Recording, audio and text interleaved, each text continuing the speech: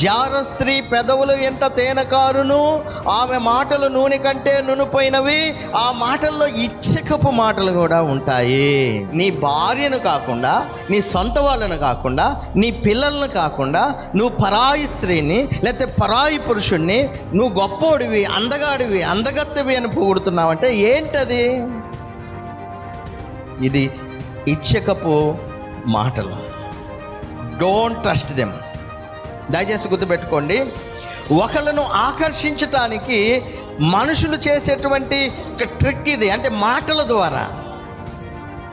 చెడ్డవాళ్ళు ప్రయోగించేటువంటి ప్రయోగం ఏంటంటే ఈ చెడ్డ అంటే వారు మాట్లాడేటువంటి మాటలు అల్యూర్ చేయటానికి వాళ్ళు చాలా మృదువుగా, తేనెలాగా తీయగా, నూనె కంటే నునుపుగా వాళ్ళు మాట్లాడుతూ ఉంటారు.